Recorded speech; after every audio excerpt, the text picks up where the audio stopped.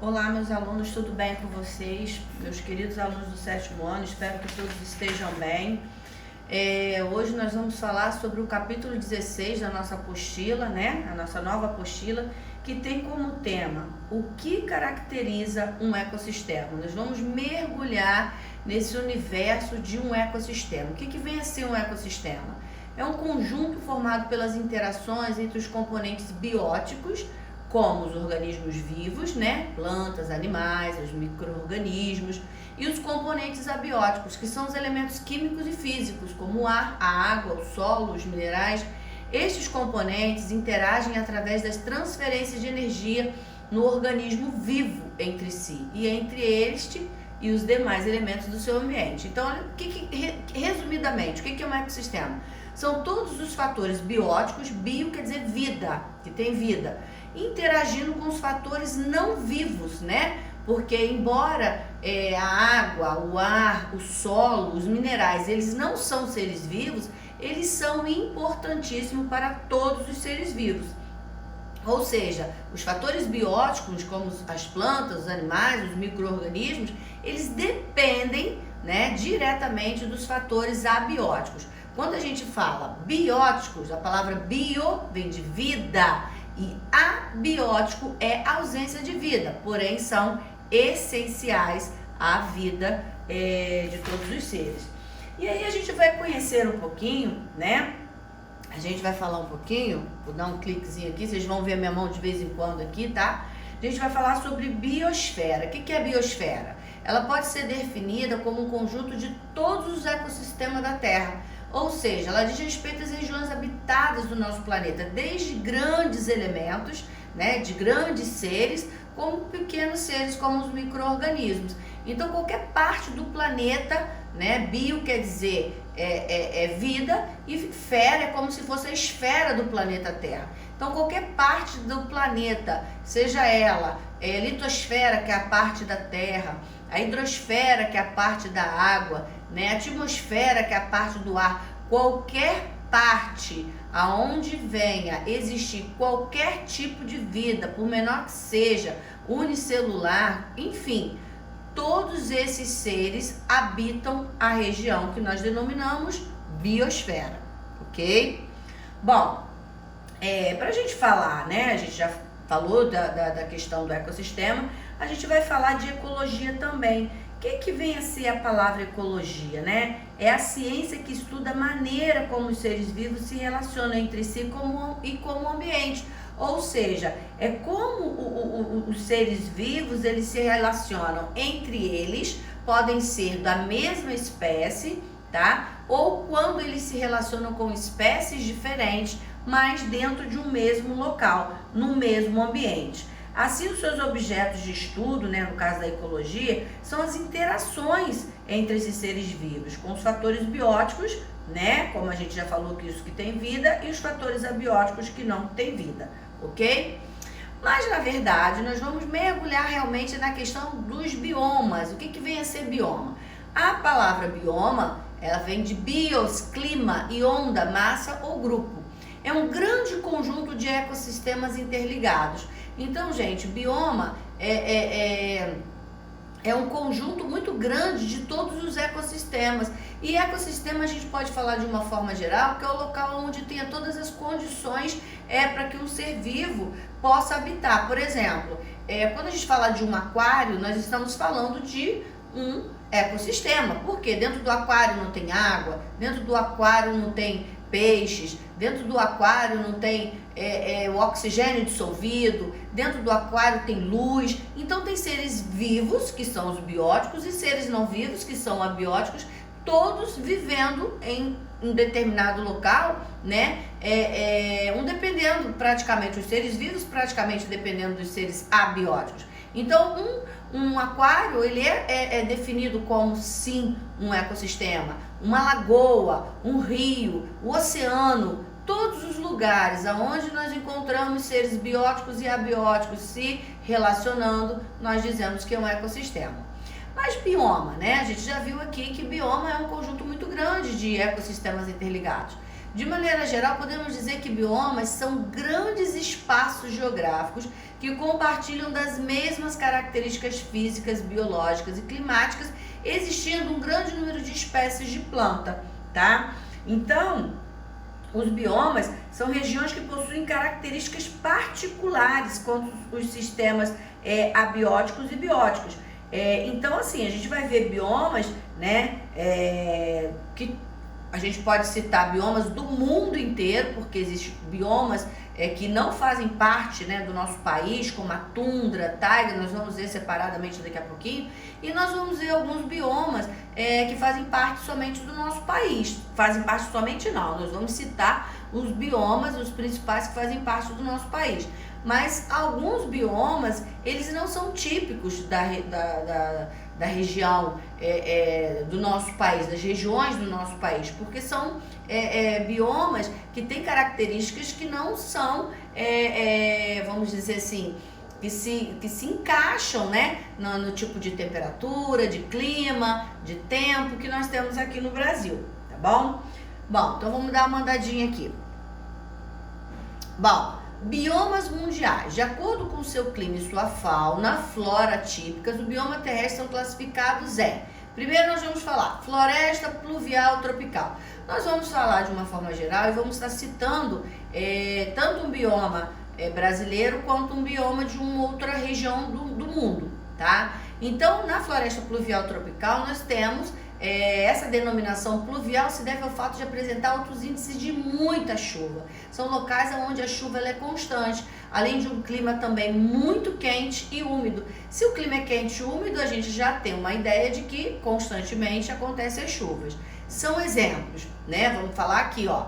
Floresta amazônica, que pertence ao Brasil, a floresta da região central do continente africano e da América Central. O solo da floresta, ele é muito rico em matéria orgânica superficial, resultado dessa decomposição dessas folhas, né, e dos animais que com o tempo eles vão morrendo. E aí eles vão se decompondo, formando um solo muito fértil, um solo úmido. Geralmente, esse tipo de bioma são árvores de grande porte, árvores que têm copas fechadas, que acabam fazendo um tipo de ambiente onde aconteçam essas chuvas constantemente. É um bioma muito típico, né? É um bioma que tem uma característica bem própria mesmo dele. E aí a gente pode dizer também que esses tipos de florestas, no caso a gente pode citar aqui, ó, no Brasil, vou sempre colocar uma parte brasileira com um bioma também não brasileiro, no caso. Aqui nós temos a floresta amazônica, que é definida como uma floresta pluvial tropical, e nós temos a Costa Rica, que pertence à América Central, tá bom?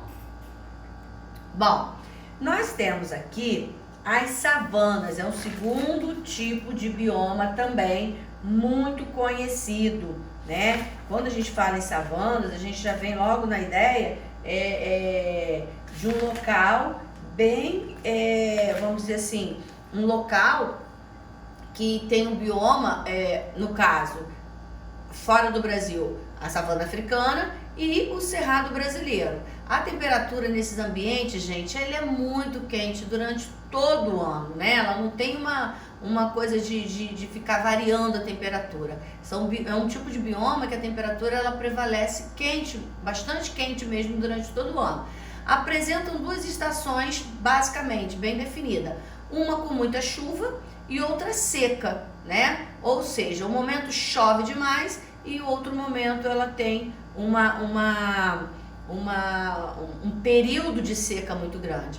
A vegetação desse local, das savanas, ela é composta por gramíneas. O que é gramíneas? É um tipo de vegetação rasteira, como se fosse uma graminha mesmo, né? Só que mais sequinha.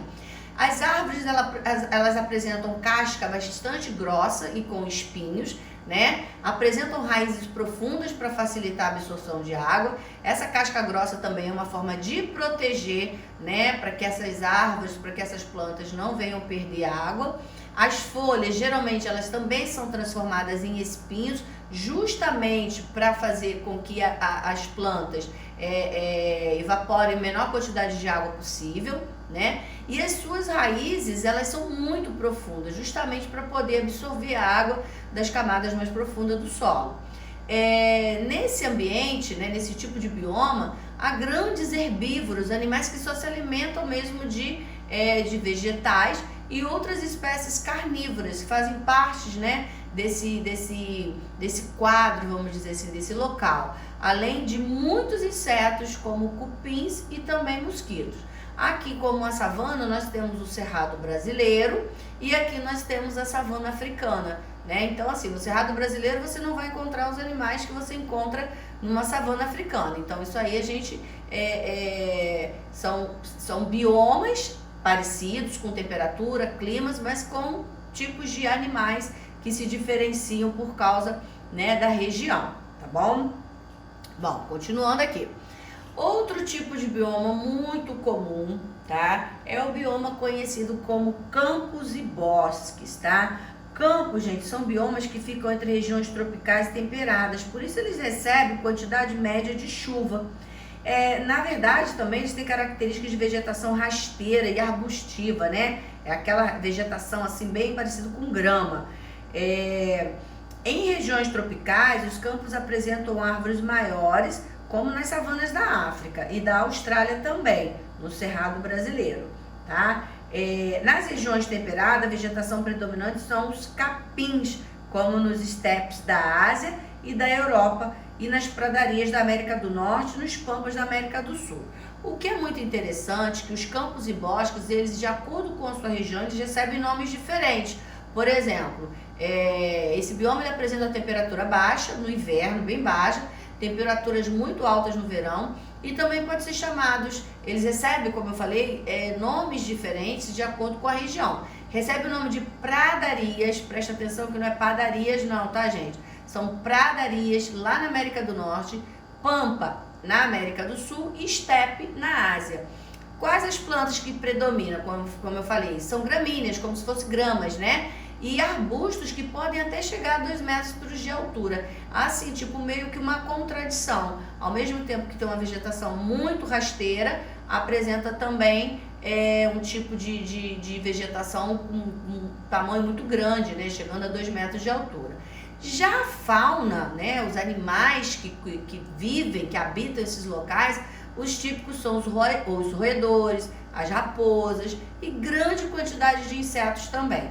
Aí eu coloquei aqui nas imagens para que vocês possam ver direitinho, né? Pradaria lá no Canadá, pampas aqui no Brasil, né? Principalmente no sul, e estepe na Ásia. Então esses são alguns tipos, né? Ó, só para dar uma lembrada aqui, que as pessoas costumam confundir bastante, mas na realidade pradaria, pampas e estepes fazem parte do mesmo tipo de bioma, tá bom? Não tem diferença.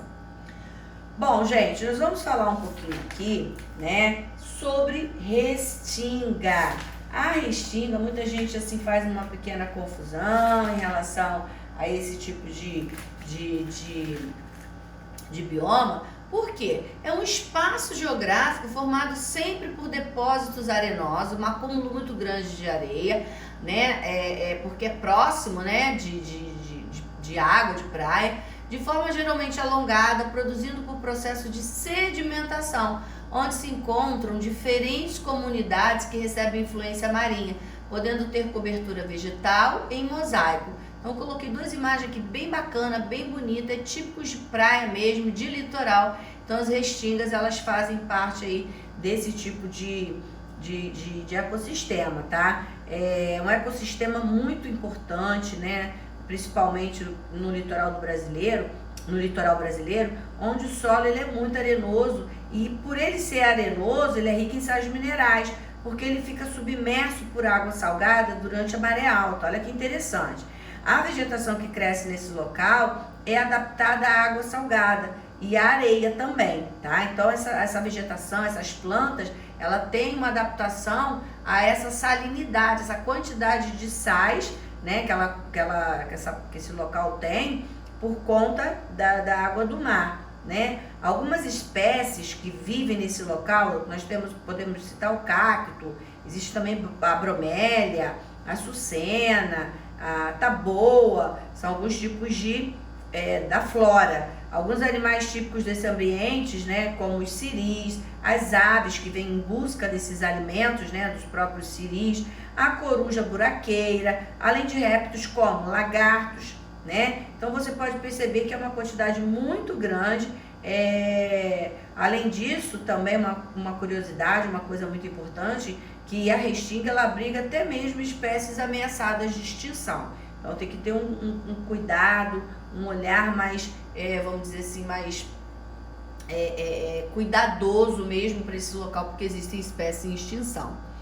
Bom, gente, antes da gente ainda falar um pouquinho do ambiente aquático, né, eu vou citar aqui um bioma bem interessante, que a gente não pode deixar de falar, que é o Pantanal, maior planície interna inundável do planeta, ocupa parte dos estados do Mato Grosso e Mato Grosso do Sul, abrangendo aproximadamente 1,76% do território nacional, tá? O verão é quente demais e úmido, e o inverno já é seco.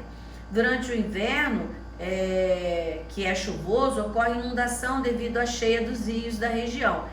Essas águas, elas vão trazendo fertilizantes naturais para o solo. Os rios recuam nos meses de pouca chuva e nos lugares antes inundados formam-se lagoas e campos alagados. Existe uma quantidade, gente, muito grande no Pantanal, tá? Abriga a maior diversidade de espécies de aves de todo o planeta.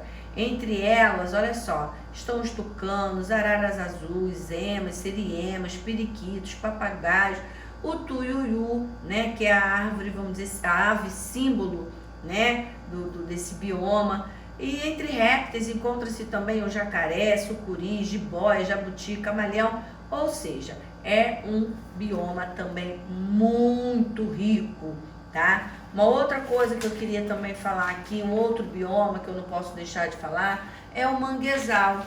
O manguezal, gente, ele é um tipo de bioma de transição, né? Ele é considerado um ecossistema de transição entre ambientes terrestre e aquático. Muita gente acha que o manguezal, ele não tem muita vida, mas não é verdade. O manguezal, ele é riquíssimo, tá? Ele tem uma quantidade muito grande de vida nele. Ele ocorre em diversos locais da costa brasileira, onde a água doce e salgada se encontram, formando uma região alagada com solo lodoso e com pouca oxigenação. Então, as plantas desse local, elas são chamadas de mangue e possuem adaptações chamadas de raízes escoras para ficar nessa lama, né? Elas precisam ter raízes escoras. Raízes respiratórias, que são os pneumatóforos, que acabam saindo de dentro da lama para poder buscar o oxigênio e para facilitar a absorção do oxigênio na atmosfera.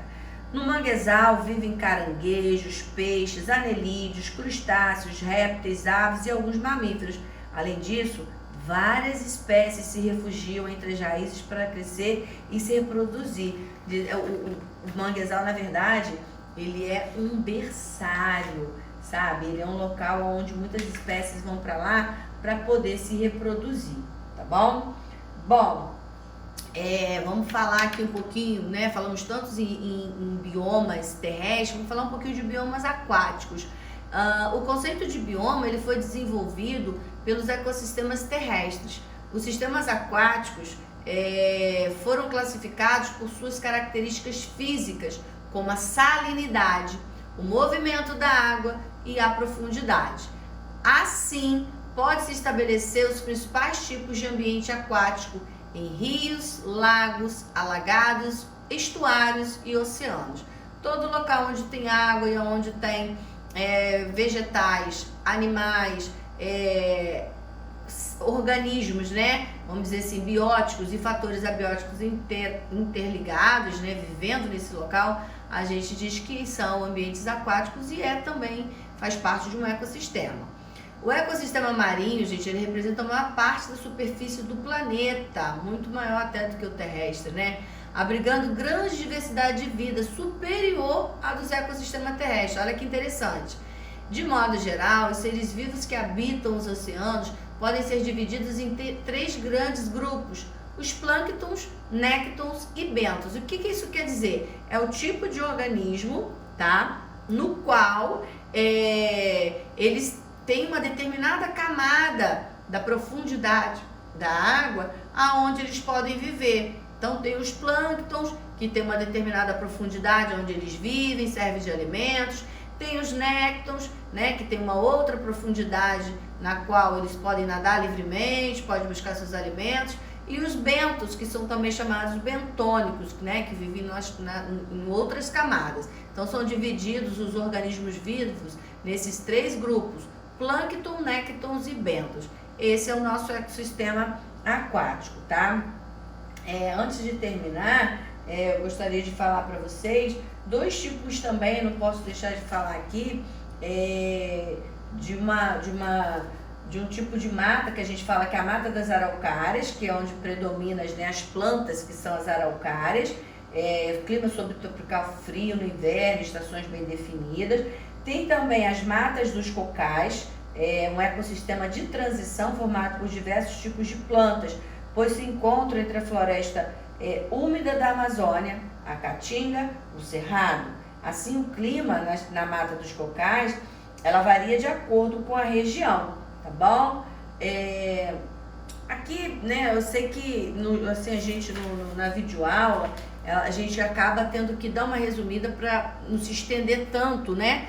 Mas vocês precisam fazer a leitura do capítulo 16, né? Ler, sublinha, para que a gente possa estar tirando as nossas dúvidas no dia da nossa conferência, ok? Nossa videoconferência. Agora, a gente não pode deixar de falar de biomas também que não fazem parte do Brasil.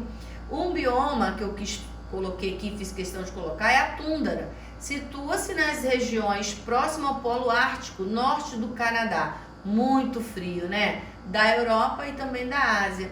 Apresenta temperaturas baixas durante todo o ano, ou seja, é frio, é gelado o tempo inteiro.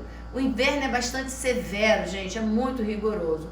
E o verão também não é diferente, não. Ninguém vai para lá, para uma região do Canadá, que faz parte do bioma da tundra, achando que o verão você vai poder andar à vontade. Por que não? No verão também lá é muito frio.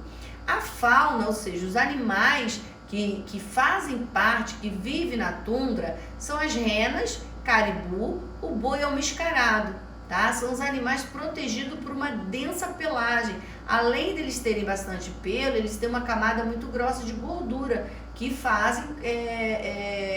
formam ali um isolante térmico, impedindo que eles acabem ficando com tanto frio assim. Já a vegetação apresenta muitos musgos, que é uma vegetação rasteira, que nós já falamos sobre isso, e os líquens, né, que é a associação de um fungo com algas que vivem nessas regiões, até porque são regiões que têm uma quantidade muito limpa de oxigênio, vamos dizer assim, né? Em regiões com temperaturas mais elevadas surgem algumas gramíneas e pequenos arbustos, mas aí vai depender da região, de onde esse local, né? Se ele tem uma temperatura um pouquinho mais elevada, vai surgir um pouquinho mais de vegetação do tipo gramínea e pequenos arbustos, mas árvores de grande porte não se encontram na tundra, ok, pessoal? Bom, deixa eu voltar aqui. A floresta sazonal temperada. Nós temos aqui a floresta temperada. Ela ocorre predominantemente no hemisfério norte e apresenta verões quentes e úmidos, inverno com dias curtos e com pouca luminosidade e ocorrência de neve. Constantemente acaba ocorrendo uma neve, tá, gente? A fauna, raposas, esquilos, aves e insetos. A flora, musgos, né, que são aquela vegetação rasteiras, e grandes árvores. Durante o inverno nesse local, muitas espécies acabam hibernando por um longo período, ou seja, acabam dormindo. Dessa forma, eles vão manter a atividade corpórea baixa, o metabolismo ele fica desacelerado, né? Eles gastam menos energia e aí eles acabam passando por esse período aí com uma quantidade de energia maior, porque eles vão gastar menos energia, porque o metabolismo acaba ficando menos acelerado, tá bom? Bom, Outro tipo de bioma também que não faz parte do Brasil é a taiga, também chamada de florestas de coníferas. Se você reparar, as árvores são em forma de cone, devido à predominância de pinheiros e abetos. Situa-se no hemisfério norte, ao sul da tundra, olha só, pertinho lá da tundra, né, ártica, em região de clima frio, porém possui uma estação quente, mais longa e amena, comparada ao bioma tundra. A fauna apresenta os alces, ursos, lobos, raposas, visons, martas e esquilos, tá? Então, possui uma estação quente, mais longa e amena, ou seja, comparada com o bioma da tundra. Então, a taiga já tem uma temperatura mais, vamos dizer que para nós brasileiros, um pouquinho mais agradável, porque a tundra realmente é muito gelada. Meus amores, aqui a gente está encerrando, tá? Eu espero que vocês, eu tenho percebido que os meus alunos do 7º ano não estão fazendo a leitura do capítulo, não estão sublinhando, não estão assistindo a videoaula, vão para a videoconferência sem saber até mesmo o que está acontecendo, tá? Então eu gostaria muito que vocês prestassem bastante atenção, assistissem a videoaula, depois fizessem as atividades para que na videoconferência que a gente possa tirar as nossas dúvidas. Não adianta chegar no dia da videoconferência, que são 40 minutos apenas, e você não está por dentro de nada, tá bom? Fiquem com Deus, prestem atenção nos recadinhos que eu estou dando, tá? Prestem atenção nas atividades, façam com capricho, organizem seus materiais e até quarta-feira. Um grande beijo e fiquem com Deus.